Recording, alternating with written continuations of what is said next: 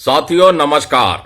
2025 को लेकर के रक्षा मंत्रालय की तरफ से बहुत बड़ी घोषणा की गई है। इसके बारे में आपको विस्तार से बताएंगे। केंद्र सरकार की तरफ से नोटिफिकेशन जारी कर दिया है।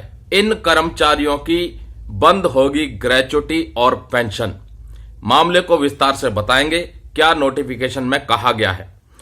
और तीसरा सबसे महत्वपूर्ण, करोड़ों केंद्रीय कर्मचारियों और पेंशन भोगियों के लिए आंकड़े आ चुके हैं एआईसीपीआई के, और अब कैलकुलेशन लगाने का अनुमान किया जा रहा है महंगाई भत्ते और महंगाई राहत को लेकर के।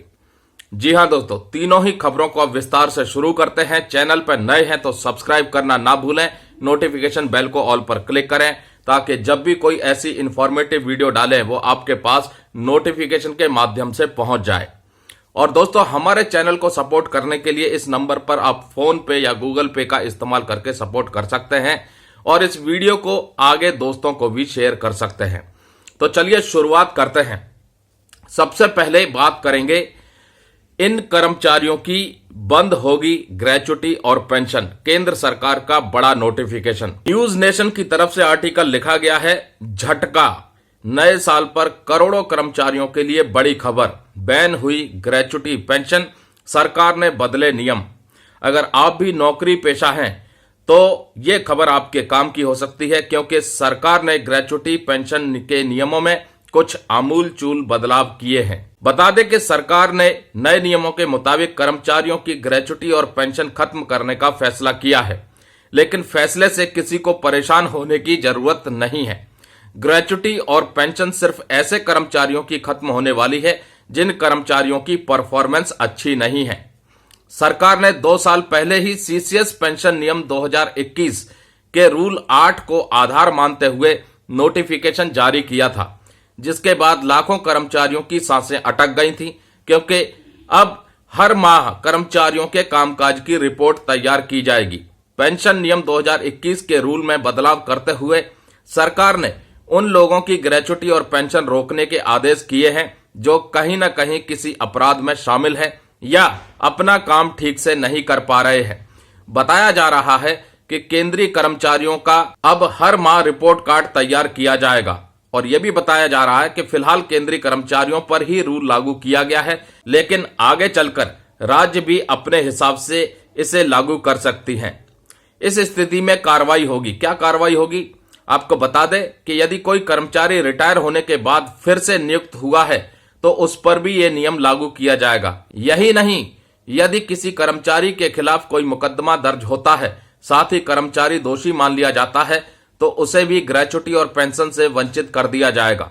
इसके अलावा काम में लापरवाही करने वाले कर्मचारी भी इसके दायरे में आएंगे। इसमें संबंधित डिपार्टमेंट के विभागाध्यक्ष पर निर्भर होगा कि वह कर्मचारी की पेंशन कितने माह तक रोकना चाहता है। केंद्र सरकार ने सभी विभागों के अपॉइंटमेंट अथॉरिटी को लिखित में आदेश जारी कर दिए हैं। केंद्र सरकार के कर्मचारियों के लिए महत्वपूर्ण नोटिफिकेशन जारी हो गया है। उनके कामकाज की रिपोर्ट तैयार की जाएगी और उनके बिहेवियर यानी परफॉर्मेंस के ऊपर अब उनकी ग्रेच्युटी और पेंशन निर्भर करती है। तो किसी भी अपराध में शामिल ना हो और अपने कामकाज को बेहतर ढंग से करते रहें। अब बढ़ते हैं दोस्तों दूसरी बड़ी खबर की तरफ। रक्षा मंत्रालय ने 2025 को लेकर के एक बहुत बड़ी घोषणा की है। वर्ष 2025 को सुधारों का वर्ष घोषित कर दिया गया है। इसमें भारतीय थल सेना, नौसेना और वायुसेना को लेकर के कुछ महत्वपूर्ण बदलाव किए जाएंगे। जागरण न्यूज एजेंसी की रिपोर्ट कहती है, रक्षा मंत्रालय ने 2025 को सुधारों का वर्ष घोषित किया। सेना में हो सकते हैं अहम बदलाव। केंद्रीय रक्षा मंत्री राजनाथ सिंह की अध्यक्षता में हुई एक बैठक में नए साल 2025 को रक्षा सुधारों का वर्ष घोषित किया। इस दौरान कहा गया कि ये साल रक्षा क्षेत्र में कई बदलाव के संकेत लेकर के आया है। बैठक में राजनाथ सिंह ने कहा कि इस साल सुधार रक्षा तैयारियों में अभूतपूर्व प्रगति की नींव रखेंगे और 21वीं सदी की चुनौतियों के बीच भारत की सुरक्षा सुनिश्चित करेंगे। बता दें कि थिएटराइजेशन मॉडल के अंतर्गत सरकार थल सेना, वायुसेना और नौसेना की क्षमताओं को एक साथ लाना चाहती है, जिससे युद्ध के दौरान और सैन्य अभियानों के दौरान उनके संसाधनों का अनुकूल प्रयोग किया जा सके।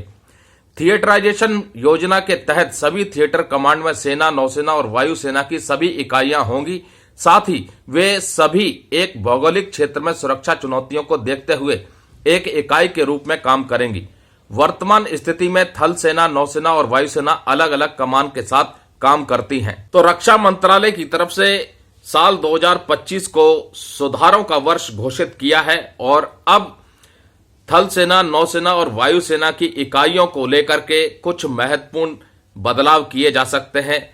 सुधारों में जो रक्षा का क्षेत्र है उसे देश की सुरक्षा में और कैसे बेहतर किया जाए उसके ऊपर बल दिया जाएगा।